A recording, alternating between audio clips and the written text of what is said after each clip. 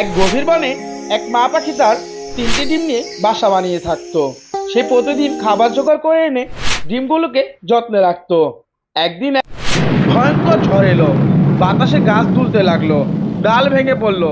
ঝড় থামার পর মা পাখি এসে দেখলো তার বাসা প্রায় ভেঙেই গেছে, আর 3টা ডিমের মধ্যে শুধু একটা ডিম বেঁচে আছে। মা পাখি কান্নায় ভেঙে পড়লো, কিন্তু সে ভাবলো এই একটা ডিমকেই আমি বাঁচাবো। কিছুদিন পর পাখি খুব যত্ন করে ডিমটাকে বড় করতে থাকে।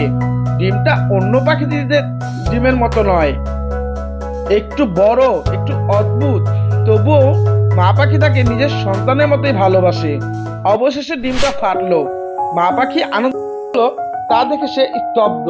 সেটা কোনো ছোট পাখি নয়, সেটা ছিল একটা বড় ঈগল। বনের অন্য পাখিরা বলল, এটা তোমার সন্তান না, এটা বড় হয়ে আমাদেরই শিকার করবে। মা পাখি দ্বিধায় পড়ে গেল। সে তাকে জড়িয়ে ধরে বলল, যে আমার কাছে বড় হয়েছে সে আমারই সন্তান। বছর কয়েক পার হয়ে গেল। ঈগলটা বড় হয়ে গেল, শক্তিশালী ও ভয়ঙ্কর হলো। একদিন এক শিকারী জঙ্গলে এলো, তার বন্দুক দিয়ে অনেক পাখিকে ধরতে লাগলো। সব পাখি ভয়ে পালাচ্ছিল। ঠিক তখনই সেই ঈগল আকাশ থেকে ঝাঁপিয়ে পড়ে শিকারীদের তাড়িয়ে দিল। সব পাখি বেঁচে গেল। সবাই অবাক।